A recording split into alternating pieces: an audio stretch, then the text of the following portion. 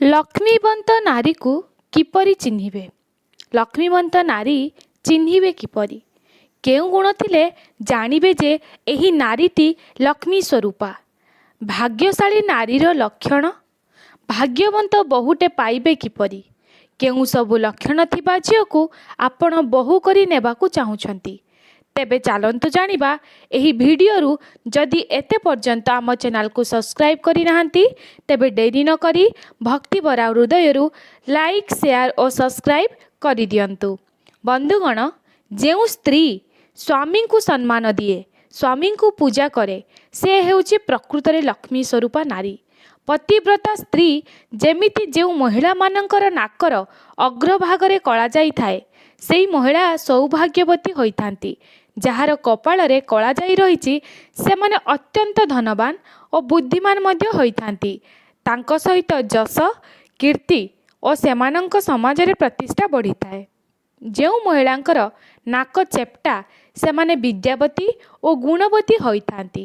ଯେଉଁମାନଙ୍କର ଚାଲି ହାତୀ ପରି ଅର୍ଥାତ୍ ଗଜଗାମିନୀ ଚାଲି ସେମାନେ ଭାଗ୍ୟବତୀ ହୋଇଥାନ୍ତି। ଯେଉଁ ନାରୀଙ୍କର ପାଦରେ ଅନାମିକା ଆଙ୍ଗୁଳି ନଥିବ ସେମାନେ କଳିହୁଡ଼ି ଅଥବା ସେମାନେ ଅତ୍ୟନ୍ତ କଳହପ୍ରିୟ ମହିଳା। ସେମାନେ କେବେ ବି ସ୍ୱାମୀଙ୍କ କଥାରେ ଏକମତ ହୋଇନଥାନ୍ତି। ସେମାନେ ସର୍ବଦା ନିଜ କଥାରେ ବାଟ ଚାଲନ୍ତି।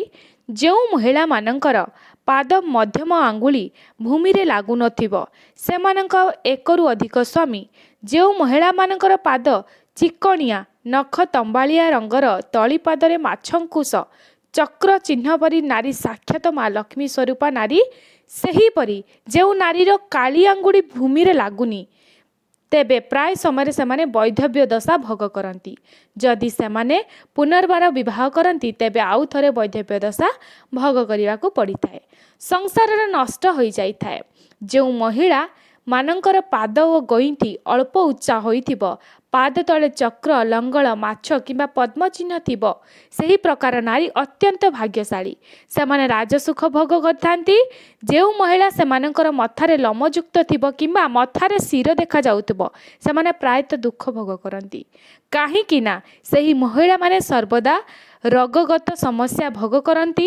ସେମାନେ ଆଜୀବନ ରୋଗିଣୀ ହୋଇ ରହିଥାନ୍ତି। ଯେଉଁ ମହିଳାମାନଙ୍କର କେଶ କୁଞ୍ଚକୁଞ୍ଚିଆ, ସୁନ୍ଦର ଓ ସୂକ୍ଷ୍ମ ସେହି ନାରୀ ଅତ୍ୟନ୍ତ ଭାଗ୍ୟଶାଳୀ ହୋଇଥାନ୍ତି।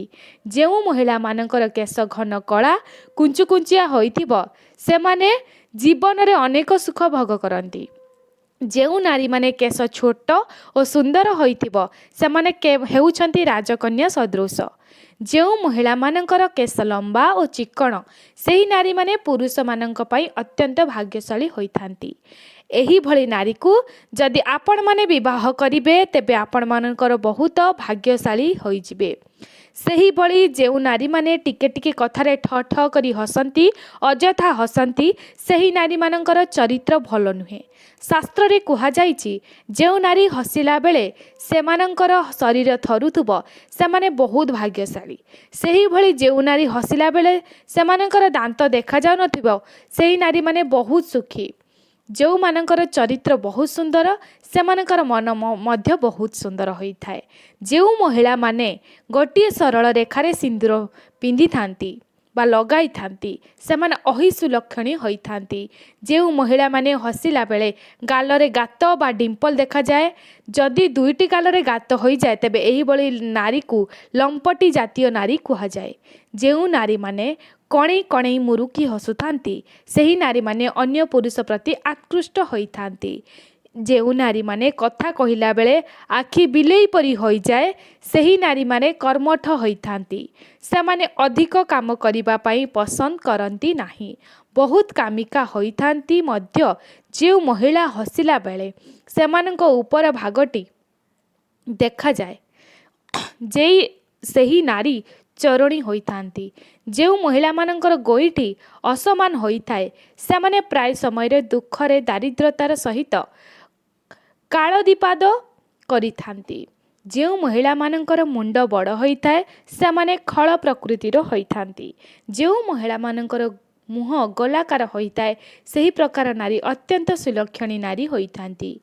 ଯେଉଁ ମହିଳାମାନଙ୍କର ମୁହଁ ସରୁ ଗୋଜିଆ ହୋଇଥାଏ ସେମାନେ ଭାରି ଜିଦଖୋର ପ୍ରକୃତିର। ସେହିଭଳି ଗୋଟିଏ ଲକ୍ଷ୍ମୀ ସ୍ୱରୂପା ନାରୀ ନିଜର ଅଳଙ୍କାର କାହାକୁ ଦିଏ ନାହିଁ। ଆପଣମାନଙ୍କର ବ୍ୟବହାର କରୁଥିବା ଗୋଡ଼ ହାତ ଆଙ୍ଗୁଳି ମୁଦି ପାଉଁଜି କାହାକୁ ଦିଅନ୍ତୁ ନାହିଁ। ଏପରି କଲେ ଆପଣ ଲକ୍ଷ୍ମୀ ଛଡ଼ା ହୋଇଯିବେ। ଆପଣ ସ୍ତ୍ରୀ ସମ୍ପୂର୍ଣ୍ଣା ହୋଇଯିବେ। ଗୋଟିଏ କଥା ମନେ ରଖନ୍ତୁ, ଆପଣ କେତେ ବି ଦରିଦ୍ରତା ଜୀବନ ଅତିବାହିତ କରିଥିଲେ ମଧ୍ୟ ଆପଣ ସର୍ବଦା ଚେଷ୍ଟା କରିବେ ଆପଣଙ୍କ ଘରର ନାରୀ, ଆପଣମାନଙ୍କର ମା' ହୁଅନ୍ତୁ, ଭଉଣୀ ହୁଅନ୍ତୁ କିମ୍ବା ସ୍ତ୍ରୀ ହୁଅନ୍ତୁ, ଆପଣ ସବୁବେଳେ ତାଙ୍କୁ କିଛି ନା କିଛି ଆଭୂଷଣରେ ସଜାଇ ରଖିବା ପାଇଁ। କାରଣ ନାରୀ ପାଖରେ ସର୍ବଦା ଆଭୂଷଣ ରହିବା ନିହାତି ଦରକାର। ଆପଣମାନଙ୍କୁ ଯଦି ଏ ଭିଡ଼ିଓଟି ପସନ୍ଦ ଆସିଲେ ଦୟାକରି ମୋ ଚ୍ୟାନେଲକୁ ସବସ୍କ୍ରାଇବ୍ କରନ୍ତୁ, ଲାଇକ୍ କରିବାକୁ ଜମା ଭୁଲିବେ, କମେଣ୍ଟରେ ଜୟ ମା ଲକ୍ଷ୍ମୀ ଲେଖନ୍ତୁ ଏବଂ ଆପଣଙ୍କ ସାଙ୍ଗସାଥିମାନଙ୍କୁ ସେୟାର କରନ୍ତୁ। ଯଦି ମୋର କିଛି ଭୁଲ ଥାଏ କ୍ଷମା କରିବେ। ଜୟ ଜଗନ୍ନାଥ।